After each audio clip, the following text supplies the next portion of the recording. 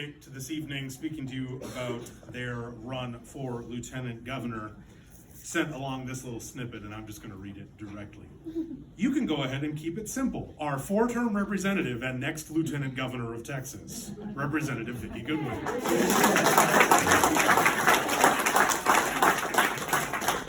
Good evening. I am Vikki Goodwin, and I am currently the state representative for House District 47. So just by a show of hands, how many of y'all are in my district? Okay, a few. And how many in House District 19? I guess the rest of you, right? Okay, well, as Pooja said, I've always said that regardless of which district you're in, I am happy to represent.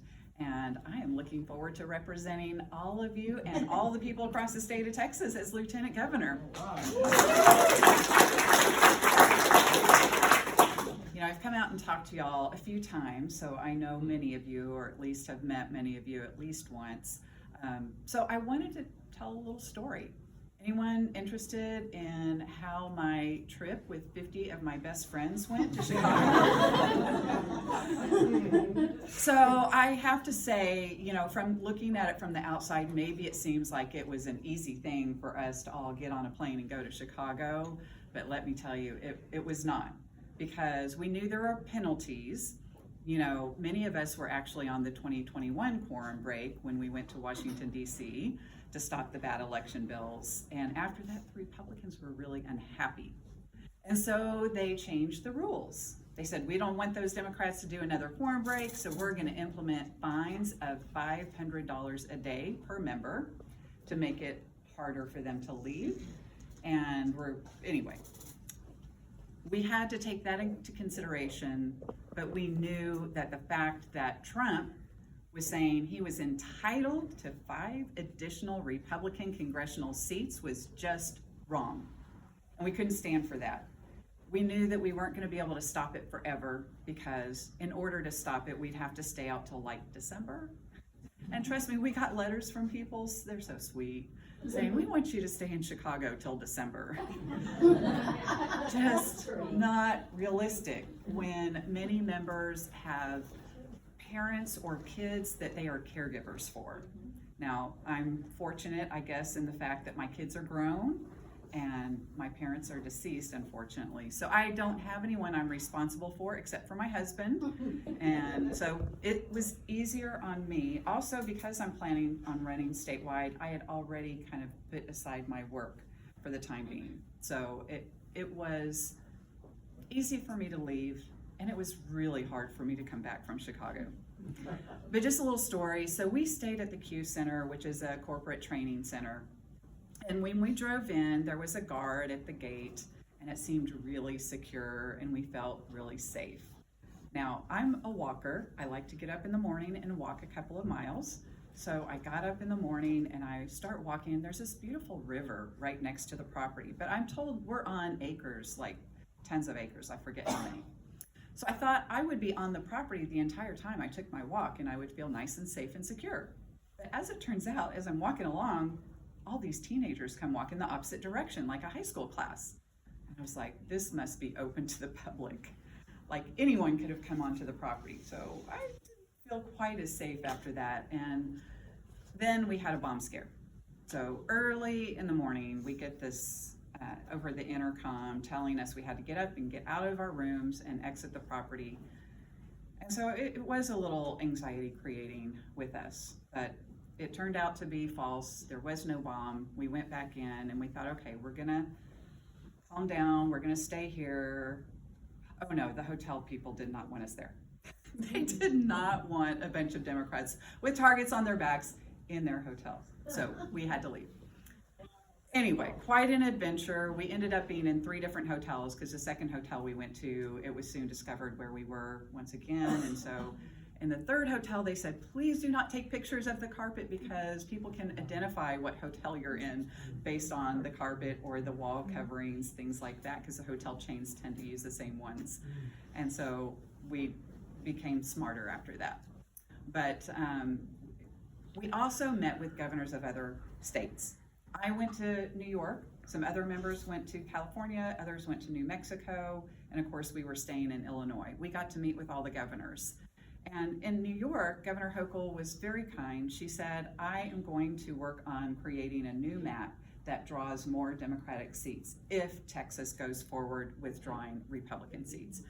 However, in this state and other states led by Democrats, they have these rules in place that keep them from ramming some new map into existence in a short period of time. So in New York, they have to vote on it twice in 2 different assemblies. So it can't happen by 2026, but she'll work on it for 2028. And in California, where Governor Newsom said he will redraw a map to create 5 new Democratic seats, they have an independent redistricting commission, so they will have to take a vote and change their constitution temporarily to allow for this redrawing of the map. So it's not easy, and it shouldn't be. And it's funny because there is a Republican member of Congress from California who has filed a bill, which will never pass, but filed a bill to say we can only redistrict 1 time a decade. Because as it turns out, in that redrawing of the California map, he will probably lose his seat. So we do need to change our laws. We need to have a law that says we only redistrict 1 time within 2 years of the census, because that's the whole point, to figure out what's the population and distribute it equally. We should also have a rule that every state has an independent redistricting commission. And we should have a rule, kind of like we have at the state level, we have to stay within the county. So there are 6.5 of us in Travis County in the Texas House. Ellen Troxclair gets a little bit of Travis County, and then she goes outside the county. But in this new congressional map, where I am currently in Congressman Doggett's district, South Austin is now going to be combined with Corpus Christi and all the rural area in between. Meanwhile, Mike McCall's district is another crazy gerrymander. There's a district that will pick up a little bit of Austin and go to West Texas, a little bit of Austin and go to Northeast. I mean, it's just ridiculous. And so the map is being challenged in court. The court date starts October 1st in El Paso. So a lot of us who broke quorum are going to meet up again on October 4th in El Paso to have a nice big rally to again bring attention to this issue of the power grab that the majority of Texans and the majority of US citizens do not want, do not believe this is good for democracy. It is bad for our democracy. And so we've got to change the rules at the federal level. But back to Texas. So I came back, and the second special session, they did pass the map, but we also did pass a new law around camp safety. After the July 4th floods, we did pass a bill that says you can't put cabins in a floodplain. And you have to have a good plan for an emergency. And you have to have a good warning system and cell access or some way to communicate. And the state is taking a little bit of money out of the rainy day fund to send to the counties to make sure they can implement these new things. So that was good. On the day that we passed that bill, the last day of our second special session, a lot of the families of the victims from Camp Mystic came, and they were in the gallery. The author of the bill, Drew Darby, was making this speech on the floor about how proud he was that within 2 months of this tragedy, we passed this great bill to save lives. I was grateful, but I was also thinking, why in the world did we not do that for the Uvalde victims and their families? So the reason I'm running, 3 basic reasons. Number 1, the corruption. We have got to get rid of the corruption. I don't know if y'all remember that $3 million that was given to Dan Patrick by Paxton right before Dan Patrick was the head judge in the impeachment trial, and guess how the impeachment went? So the corruption has got to go. The way he runs the Senate is like it's a church, like it is his church. So I don't know if you heard the other day, but there was somebody in the gallery when the prayer was being said at the beginning of the Senate day, someone didn't stand up. And Dan Patrick called that person out and said that they needed to stand up or they would have to leave the gallery. This is not a church, and we do have religious freedom, and we should have separation of church and state. So the way he runs the Senate, and then his policies.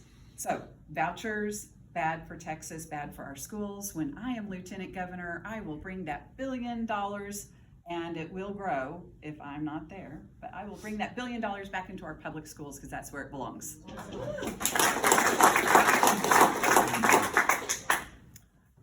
And there is a lawsuit against the 10 Commandments being on the wall of every single classroom. But the lieutenant governor said, if you are not involved in that lawsuit, your school and your classroom still have to put the 10 Commandments on the wall. That's just wrong. And on top of that, I mean, the THC ban. We know that was not popular because the governor vetoed it. And interestingly enough, they tried to pass another THC bill during our second special session, but Lieutenant Governor was determined that it was going to be an all-out ban. All these businesses that have come about because of a law we passed in 2019 would now be out of business. And so we did not touch that. And y'all might have heard that the governor all of a sudden has legislative authority. All of a sudden he just magically made a law that says if you sell THC to anyone under 21, it is against the law. Interesting how he did that because I think he's the executive. Nevertheless, getting back to Dan Patrick, his policies are unpopular. My priorities are 4 simple things: support our public schools, make sure people have access to health care, water, and housing affordability. So those are things that I have worked on when I've been in the House. Those are things I will continue to work on when I am Lieutenant Governor. And so I really appreciate everything y'all have done to support me in the past. It's hard to believe that I first ran in 2018. At that time, my daughter was a high school senior, and now she is a small business owner in California. Has no interest in coming back to Texas, unfortunately. My oldest son just got married this June, and they're expecting a baby in March, so very exciting. And my other son just deployed to Israel. He's an engineer in the Army, and he will be there for a year. So I want to stay here in Texas. This is where my heart and my life is, but I want to make it a place that one day my kids would like to come back to. Yes.